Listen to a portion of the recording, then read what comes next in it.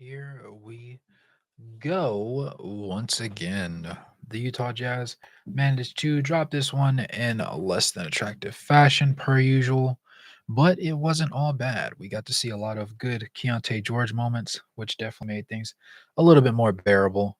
Um, Colin Sexton also had a fairly efficient game from the field, if I do say so myself. And then Jordan Clarkson, offensively at the very least, was very solid in his own right. Now, defensively for that second unit, things got very ugly very quickly, and it was best seen by the simple fact that the two highest scores for the Utah Jazz, Jordan Clarkson and Keyonte George, both ended up having a situation where despite scoring the most points, they had the worst box score plus minus, and it's because a backcourt with them defensively, at the very least, is not the most appealing or attractive thing to run on the court. Now, considering the fact that Colin Sexton also ran the court for 31 minutes. He was 9 of 16 from the field, 56%. Keontae George was 9 of 17 from the field for 52.9%. Colin Sexton was 1 of 4 from 3 and 1 of 1 from the free throw line. Keontae George was a whopping 5 of 10 from the three-point line, sparking it up, and also managed to go 3 of 4 from the free throw line. Now, Colin Sexton had 5 offensive rebounds, which was an anomaly game for him, but still very important boards nevertheless to go along with his 5 assists. He had a total of 7 rebounds total. Keyonte George had 1 rebound and 6 assists to go along with 2 blocks to Colin Sexton's 1, 3 turnovers to Colin Sexton's 5, and they both had 5 personal fouls. That said, Colin Sexton finished the game with 20 points and a box score plus minus of a -8, and Keontae George's was a total of 26 scored points and a box score plus minus of a -26. Now, it might be easy to simply point the finger and say Keontae George was outplayed by Colin Sexton, but that would be a falsehood. 5 of 10 from 3 doesn't happen every day. Those are numbers you usually only see from Lowry Markkinen. Considering that fact, though, you find yourself in a situation where you have to understand, okay, well, who else's numbers match up with that negative box score plus minus? 8 is nowhere near 26. So there had to have been another set of players that saw the court alongside Keontae George and ate up some of that time. And there was. The main one was Jordan Clarkson, who was 10 of 18 from the field for 55.6% from the field, 1 for 4 from 3, didn't attempt any free throws, but did have 2 assists, no rebounds, 1 steal, 1 turnover, and scored 21 points, but also had a box score plus minus of a -21. It's widely understood that Jordan Clarkson from the beginning has not been the most superb uh, defensively minded player, but he also is by and large just lackadaisical on that end of the floor. Today, I'm not going to say it was no different, but things just didn't seem to go his way when he was on the court alongside Keontae George, hence why they had the box score plus minus that they did. Walker Kessler came off of the bench today, interestingly enough, as you saw Lucas Samanic get the start again. This time they put him at the power forward spot, leaving Bryce Sensabaugh at the small forward and moving John Collins down to the center spot. Now, Walker Kessler played only 18, almost 19 minutes this game, was 1 of 1 from the field, had 8 rebounds, 3 of them being offensive, 1 assist, and 1 block for a box score plus minus of a -12. So, fair to say there was overlap there. You found yourself also similarly yet again, Taylor Horton Tucker in just 17 and a half minutes ended up with a field goal setup of 2 for 7, which is, for those that don't do math mentally, 28.6% shooting from the field. Now, he was 1 of 2 from 3. He did also have 2 rebounds and 2 steals. And in total, he had a box score plus minus of a -11. Moving on to Micah Potter. He was 3 of 3 from the field. He was 2 of 2 from 3. He played in 13 minutes of the game, had 2 boards, and only 1 personal foul for a box score plus minus of still a negative at -5. And last but not least, you saw Chris Dunn, who in 24 and a half minutes ended up shooting 2 of 6 from the field, 2 of 3 from 3, had 3 rebounds, had 4 assists, had a steal and a block, and had that box score plus minus of a +1 despite only scoring 6 points for the team. Overall, not our finest that we have ever seen, but nevertheless something that was ultimately expected and necessary. I would be lying if I said I did not miss having the likes of Taylor Hendricks on the floor because I do enjoy him. This game, the inactive players were Taylor Hendricks, Larry Markkinen, Darius Bazley, who was recently signed to a non-guaranteed 3-year deal, if memory serves me right, and then Jason Preston, who's been lighting it up with basically 23 points, 12 rebounds, and 13 assists, if memory serves me right, this week over these past 3 games in the G League, shooting roughly 65% from three, which is, insane, but it doesn't always translate to that next level of the NBA. But I'm willing to entertain that it possibly could and probably should. And overall, this game, from the starters, we saw Bryce Sensabaugh have a rough shooting night. In 23 minutes, he was 1 of 5 from the field, 0 of 2 from 3. He did have 4 rebounds and 4 assists and no turnovers, which was a positive sign, managing to affect the game in other ways aside from being unable to shoot. That said, his box score plus minus still managed to be a positive 1. Lucas Salmonic in 14 and a half minutes was 2 of 4 from the field, 1 of 1 from 3, hit both of his free throws, and had 7 rebounds and 1 assist, and no turnovers for him either, which gave him a box score plus minus of a whopping plus 5. John Collins in 29 and a half minutes was just 2 of 9 from the field, 2 of 4 from 3. He was 4 of 4 from the free throw line, though, and had 4 rebounds and 2 blocks to go along with only 1 turnover. 10 points with a total box score plus minus of a negative 4. With that entire thing laid out, we see that Johnny was an active possibility and did not play. Kyra Lewis was a possible player. Kenny Lofton actually was, and Omer Yurtseven as well. Obviously, Kenny Lofton and Darius Bazley have been recently picked up, both of them on non-guaranteed deals, so they can really just feel them out, see where they're at, and just make things shake from there. But there's no guarantee that things do end up going either player's preferred way at the very least. Now, overall, this game was not the most abysmal thing possible. In fact, it was very close leading into the fourth quarter. However, when you reach a point where you lose by 16, you can't allow yourself to get outscored by 9 in the fourth quarter. And that's what happened because they were down 7 previously. Not to say they were playing a great brand of basketball, but it was objectively a little bit more tasteful and enjoyable to watch. For the Boston Celtics, we saw Jayson Tatum play 34 minutes, go 13 of 25 from the field, 4 of 10 from 3, and 8 of 8 from the free throw line. He had 6 boards, 2 assists, and a block, but he also was forced to have 3 turnovers. But he had a total of 38 points and a box score plus minus of a plus 8. Now, Sam Hauser, 5 of 13 from the field, was not an overall positive for their lineups. But because he was in the best lineups, he ended up being a beneficiary because he just didn't do anything wrong. And by and large, that's what a lot of the Boston Celtics abilities and their successes end up being. Certain guys going off and other guys not being a negative. They're not particularly great at certain stretches, but they're also not an egregious negative that sits there and plays against the abilities of other players. It creates a somewhat symbiotic relationship between the two. Now, Luke Cornett was starting in place of Kristaps Porzingis, and we found ourselves in a situation where he was 4 of 7 from the field, 4 of 4 from the free throw line, had 9 rebounds, 4 of them being offensive at our cost, and he also had 6 assists, which was pretty high. To go along with 1 block, he had no turnovers though. Box score plus minus was a positive 10.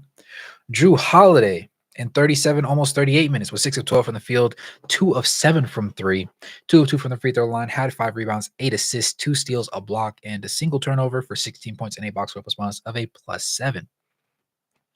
And then starting at the point guard spot, they had Derek White in 35 minutes, going 8 of 17 for 47%, 7 of 11 from 3 for 63.6%. And he hit the lone free throw that he did take, also grabbing 6 boards, dishing 3 assists, getting 1 steal, and a team leading 3 blocks to go along with the 3 turnovers that he had on the negative side of things for a total of 24 points and the highest box score plus minus of the game at a positive 15. Peyton Pritchard in 25 and a half minutes was 3 of 12 from the field, 2 of 9 from 3. He did go 2 of 2 from the free throw line. He did have 2 rebounds and 2 assists, and then he only had 1 turnover for a total of 10 points and a 14 box score plus minus, which was tied for second place with 2 other players, being Sam Hauser and then Xavier Tillman, interestingly enough. Now, O'Shea Brissett in 16, almost 17 minutes was 1 of 1 from the field. He did end up missing both of his free throws. He had 5 rebounds. He had 1 assist and nothing else to show for it, for a total of 2 points and 8 box score plus minus. That was the lowest on the team, fairly enough, at a -2. Now, JD Davis, Jaden Springer, and Svi all played less than a minute of total time, but all had no stats to show for it, obviously.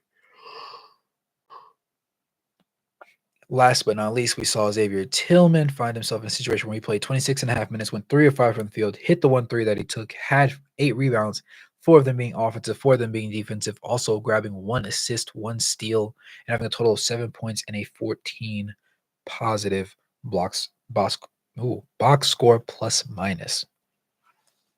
I say that to say this. Jayson Tatum realistically was the only man on this team that really went off for them. There were no other guys that really just played absolutely out of their mind. You could argue that Derek White had a good game going 7-11 from 3, but he also was at the same time 1 of 7 from 1 of 6 from inside the 3-point line. Neither here nor there, though. Drew Holiday had a solid game with his 16, 5, and 8. Luke Cornett had 12, 9, and 6, which I think is a very sneaky, impressive one. But overall, obviously, the leader of the show was Jayson Tatum.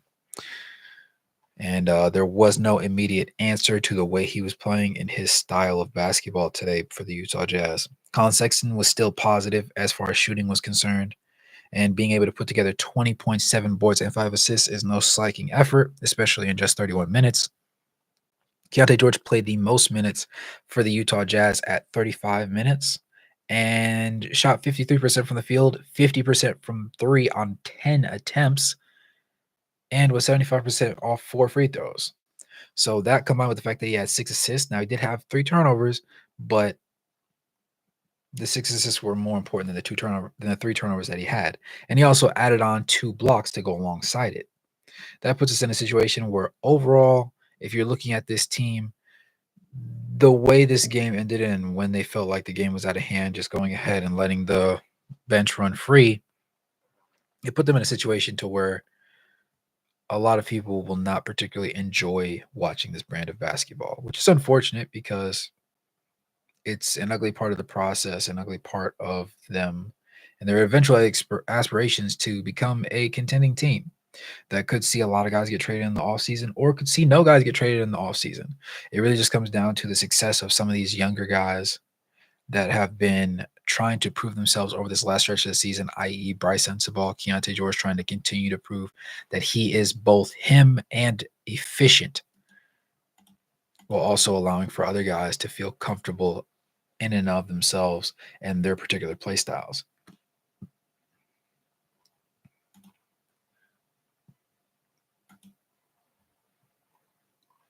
All in all, things have been pretty solid for Keyonte George. His consistency is definitely a lot better than it was in the past, and hopefully it does remain up and there aren't too many major dips. He said, I'm driving, but what's up, gang? I'll be listening. What's good, Zach? I lost another tank. Car wash, you are not wrong. Absolutely loving this new desktop view, by the way, Brooksky. Appreciate you. Yes, sir. I had to switch it up every now and then. And since it's been a while since I've been back here, I had to try it out. What's good, Jeff? How you doing, my guy? So as painful as it is to see, we got outclassed, plain and simple. Yep, they were just a better basketball team. Cut Samanich. Hardy waiting to sub in his best players down 19. Yeah, definitely interesting way of doing things. But, I don't know what management wants, except for to eventually build a championship caliber team. The path to get there seems a little bit confusing, but they feel confident in what they are, and all we can do is feel that same level of confidence or as close to it as we can. Like you said, Bryce's passing at times makes me happy knowing he knows to drive and kick, unlike what almost everyone else does, and then drives trying to do it alone. Fair point.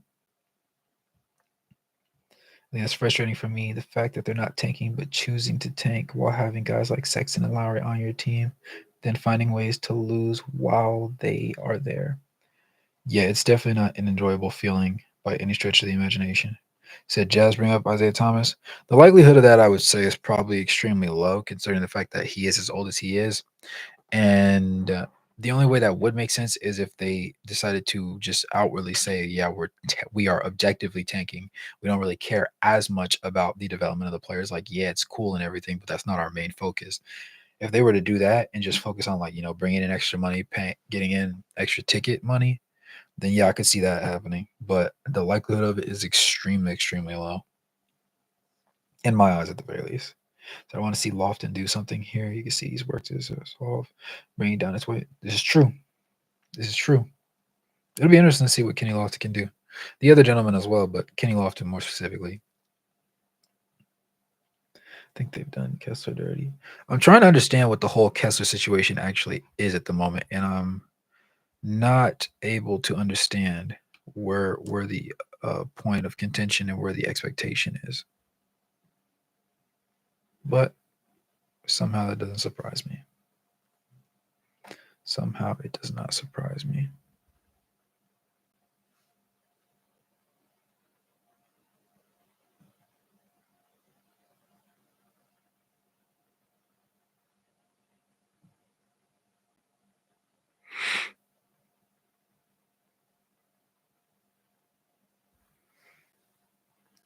We find ourselves in a very interesting situation, particularly with the Walker Kessler situation, because there has been no outward detailing of him having a major injury that requires him to be ran the way that he does and to play basically, almost no minutes.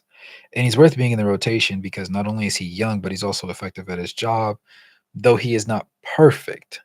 And so it puts you in a situation where you think that either he's hurt and they're trying to downplay it, or they're trying to manage him because they don't want him to either grow to a certain extent or be force fed minutes like they're force feeding Keontae right now. Both of which are not attractive options, but both of them do potentially exist.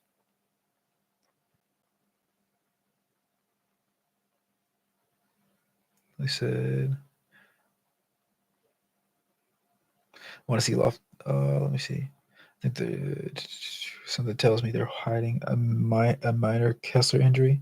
Like it's not keeping him out of games, but it's bugging him. Mm, yeah. Yeah, he's been given a very small leash to work with, and I think that distrust in his confidence and ability to be successful is probably playing, at the very least, a little bit of a role in their decisions and the way they feel about, particularly, you know, just going out there like the rest of them, and he's a young player like the rest of them, and should play in those games. Yeah, most definitely.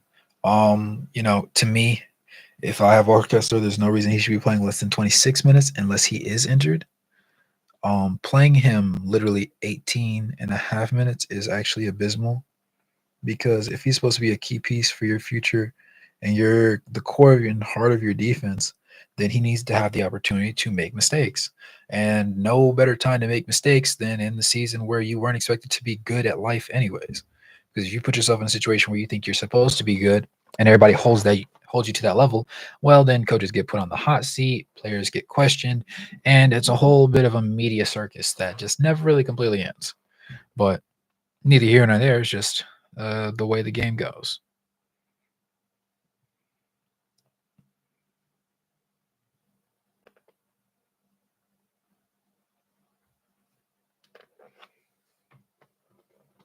You said because they weren't shy force feeding Kessler last season. The men's restriction this season is very suspect. Yes, there has to be something amiss. It's so quiet about him and Sexton regarding how they play. Yeah, yeah. That's what makes me think mostly that one gentleman's out the door. Kessler, Kessler was trending up last season. Colin. Mm. It's a very curious situation and a very not enjoyable conundrum to observe or, pretend to observe.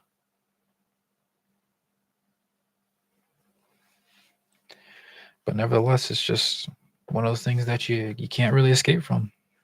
Just keep going and keep going.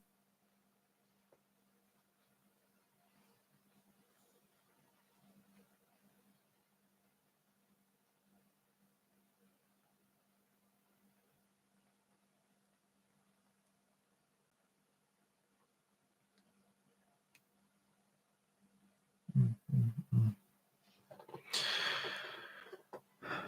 Overall, the biggest takeaway from this game is the fact that Keyonte George is a little bit more consistent than we thought he was going to be at this point in the season. Bryce Sensabaugh had an off night shooting, but did other things well. Obviously, being tied for third in assists for the team, and also being in a situation where he feels like he has a defined role, but not completely knowing exactly what it is. That will be questionable going forward. Man. But like we've been seeing lately, there isn't a terrible too much to talk about. I didn't want to take up too much of you lovely gentlemen's lives, considering the fact that, things weren't particularly interesting to watch, but they had to get done regardless. And that moves us to the next situation, which is simply the fact that we're having to accept that Utah is not a playing team. And the fact that no matter how many games the Lakers and Warriors drop at the same time or change, we're not going to be able to find a situation where we can do it and love it. But it's part of the game. Jazz losing only by 16, with 9 of them being outscored in the fourth quarter. Interestingly enough, the defense was really good for both teams in the fourth quarter, holding both squads to 6 of 21, which was those over by that were going to be by the high jump, and then secondarily by the high jump. Excuse me, I'm mixing stuff.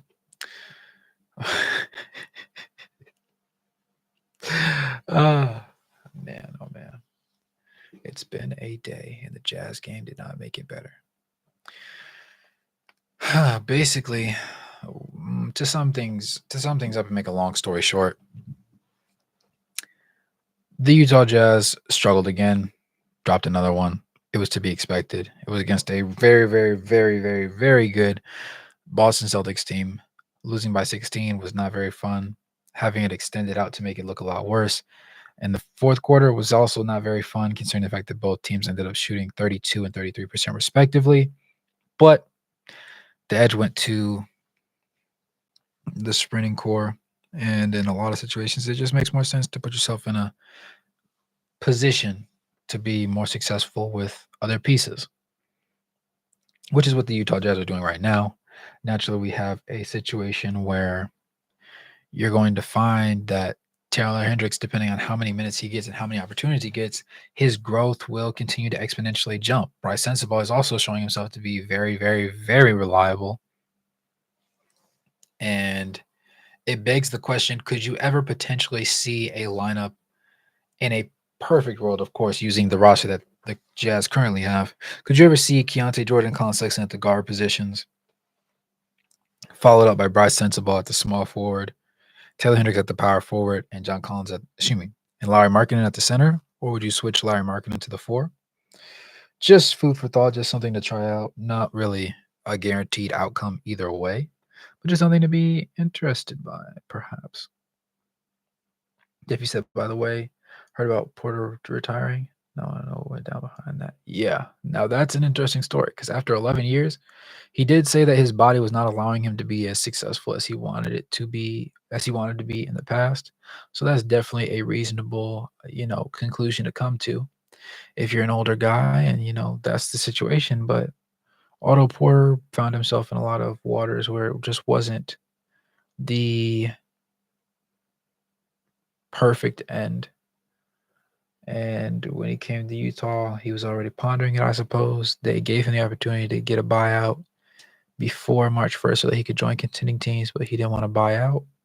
And then basically things got really, really even. And here we are back at the start mark with everybody. But TJ's been pretty good. By the way, I just read that again. But no, him retiring for all short span of time that he was a Jazz man. I hope that he enjoyed it. Otto Porter was a very surprisingly good defensive wing that also had a knack for getting the scoring sense going, and hopefully in the long term, whatever it was that he had to deal with behind closed doors, or whatever it was that he chose not to, address with the public, hopefully those things get properly addressed and he gets himself taken care of. At the end of the day, that's the best that you can hope for any man. Indeed.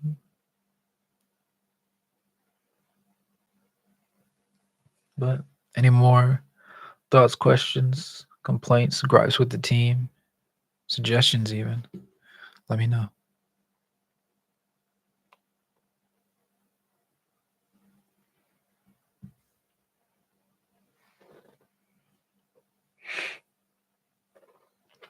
But yeah, no, a quick little short stream, nothing too crazy. Just to get a little chat out there for the gentlemen, and for those that will end up watching the VOD, I appreciate you gentlemen as well. I hope you guys have had a lovely day, or morning or afternoon, depending on what time you ended up getting around to this. Hope that, you find yourselves in situations that end up, nurturing your mind, allowing you to be even more successful, lovely men and women for those female followers, the little 2 to 3% that I have on this channel. And hopefully the Jazz will impress us later on in the season with some more growth from the rookies, since we cannot hope for wins. But, it'll be interesting. You heard the Jazz want Bryce to be Kelly. That's interesting. I'm gonna have to look into that logic. That's interesting. It's very interesting.